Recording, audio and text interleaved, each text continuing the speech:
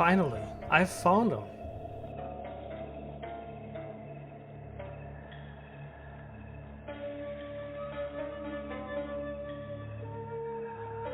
General Sun Tzu, I've traveled far to ask you. Silence.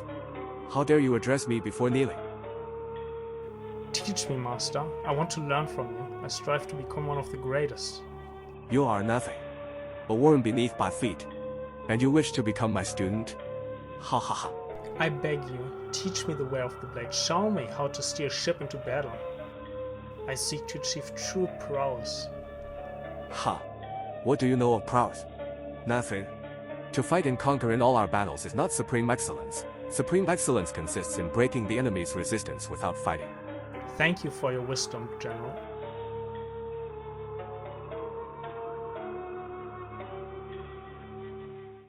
Hello fellow pirates, welcome to my second Evil Hourglass guide. As you can see, I'm on my trusty vessel, the Won't Stop Running, and that's exactly what this guide is about. I have revolutionized the running strategy. It is probably unbeatable at this point, and even viable outside of solo. But let's have a quick look at normal running first. Very soon after the release of Season 8, people tried to run an Hourglass. You would dive for a battle, get put in an arena, and immediately turn around and run. However, there's a big flaw to this strategy. As you are running, you would eventually come up against the edge of the battle zone, or an island, meaning you would have to turn. Whenever you turn, your opponent can employ a highly advanced strategy called cutting the corner. And since the shortest path between 2 points is a straight line, they'd slowly but surely catch up to you. But then I had a brilliant thought. What if Smuggler's Bay was in the way?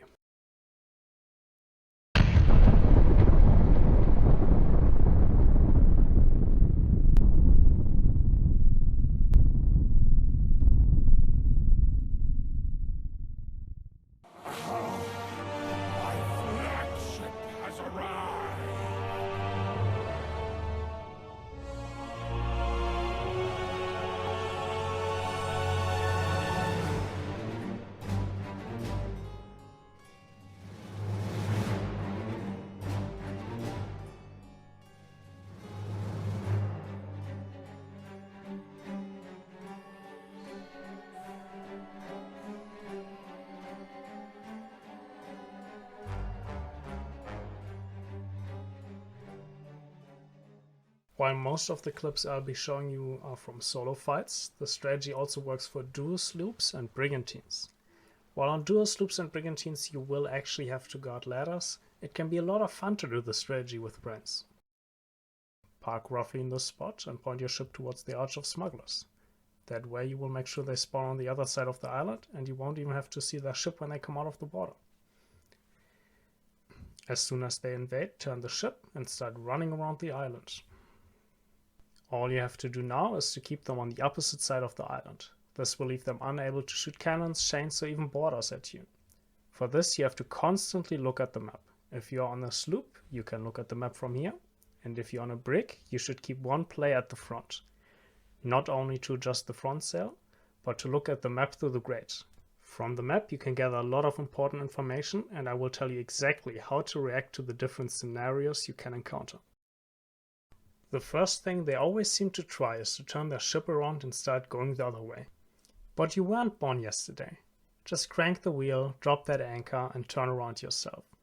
They usually gain a bit of distance during this maneuver, but as long as you react quickly, this gain should be insignificant. Another thing you should look out for is if you are starting to gain on them. If you seem to be going faster than them, raise your sail a bit or do slightly wider turns, just so you aren't catching up with them.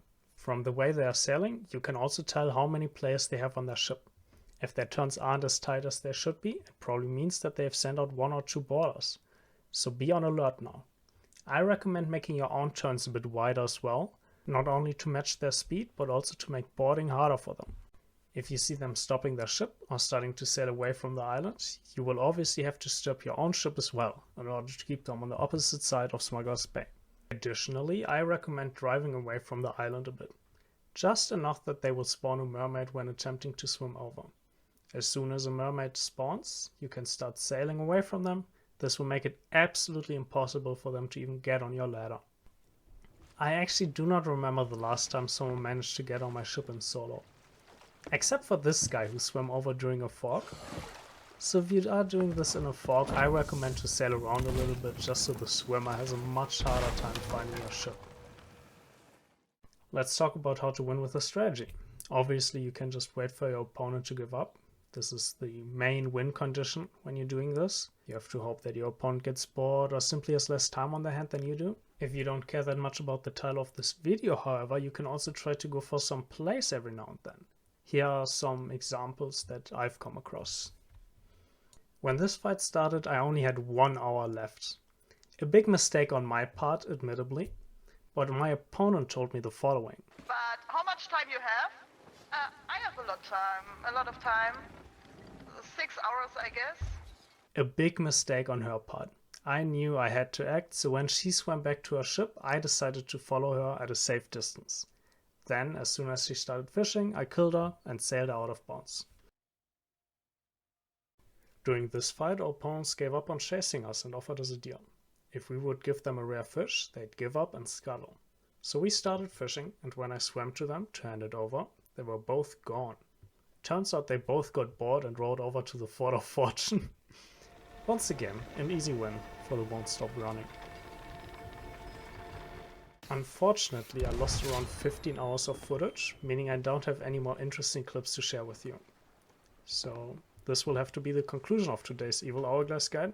I hope you enjoyed it, and I'm praying for all of you that none of you will match up against anyone at Smuggler's Bay.